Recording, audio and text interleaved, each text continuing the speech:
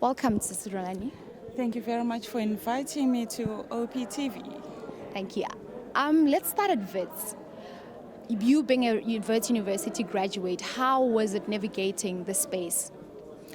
It was, at the beginning, it was like, you're coming from where you're just walking on a road and you're climbing a mountain, because I wasn't warned that when you leave high school and you've been to a school only for people who are blind, and then you go to university, things are just going to be different. You're not even 1% of the university population. So it was difficult because I had to adapt the way I do things. I have to adapt.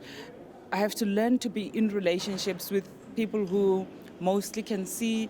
I had to learn to trust in people. I had to learn to ask for help. I had to learn to just do things differently. It was the first few months. It was quite a very big thing for me. But at least, especially in residence, I found that the house committee and even people who were in first year with me, people were very helpful. Someone would come to my room in the morning and say, do you want to go for breakfast? After orientation week, I already knew who I was in class with, so there was always someone I could go to class with. So it was made easy because the students who were in class with me, people just came out to come and to socialize with me. Even when it was time for meals, I found people who wanted to go with me. But also the Vets Disabled Students Unit, they played a very important role because they had to help to deal with my confidence. You've never spoken to your lecturer. They will come and help you to say, this is your class and this is who's gonna be teaching you what. I was able to get all my timetable for classes in Braille. They really played an important role in helping me to settle in. And what do you think is missing in our discourse regarding differently abled people in the university space? I think a lot of universities in South Africa, they have really worked hard to include people with disabilities. They expect them to come to university, and this is what has been. A lot of universities, they have a well-established disabled students units where all students with disabilities, whether permanent or temporary, they can go there to get help. Whether you have a student with a hearing impairment, they can come there. You can be able to say to the lecturer, this is the student, and they will always have to sit in front in class. So maybe if they're using a hearing aid, they can hear. I would say a lot of universities have really worked hard to include students with different disabilities without telling them what course they can do and what course they cannot do. And do you feel like it is effective to have weeks like this one, like Disability Week?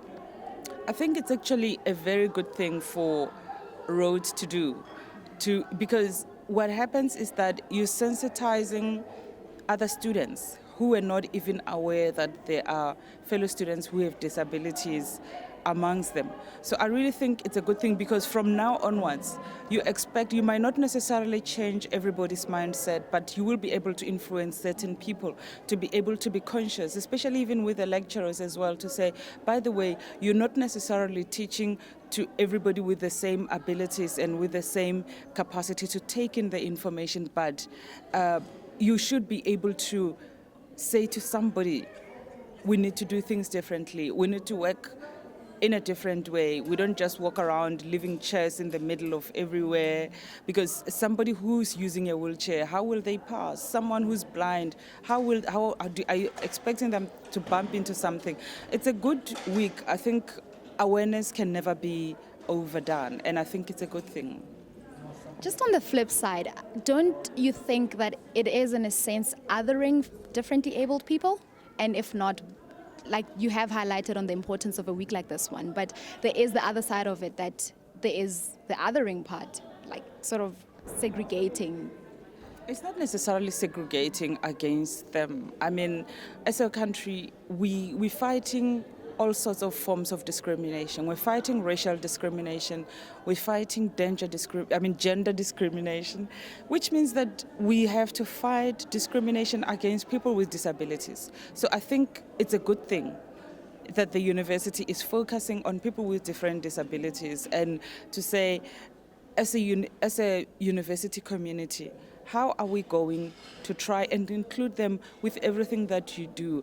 Because you must remember that the university community, these are the future people who are going to be employers and employees. And if already at university they can be able to integrate and be able to socialize with people with disabilities, then by the time they go into the workplace, it becomes easy for them.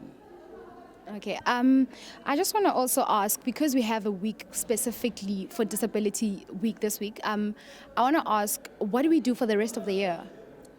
Then you start practicing what you learned. You start practicing what you have learned, because this is just a start. It doesn't mean that what you do this week, after this you forget about it. It's a week to say, there are some of our colleagues or some of our peers in this university that we should be mindful of trying to help them. So every day going forward, now that you have started with this week, it means when you revisit next year, you'll be saying, this is how far we've come. How differently can we be able now to include people? Because then it becomes a way of life. You're starting to include people who you thought they were different from you, people who you thought they couldn't do things that you could do. Do you have any advice that you'd love to give to people who are differently abled, who aspire to be in your position? I would say to them, if you want to go to university, do your research and at least try to get yourself entrance into a university which already has an established disabled unit. And if you end up at a university where they don't have it, try by all means to find help. It can never be enough. If you are someone you can't see, you can speak to the National Council for the Blind. If you have whatever the disability is, you can find a national organization in South Africa and say, can you please come and help me to get help on campus? And you must also be ready to approach your lecturers to say, I am your student, I'm in your class.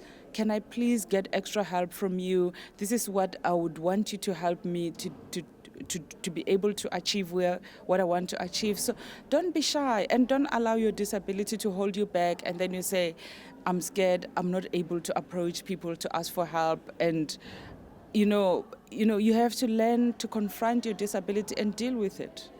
Thank you so much for making time for OppiTV. It was an absolute pleasure having you here. Thank you very much for inviting me to the show. And I really think that going forward, roads will be different. And next time I come to visit, we're going to find that people with disabilities are also feeling comfortable and they've been socially integrated into the society. Thank you so much again. Pleasure.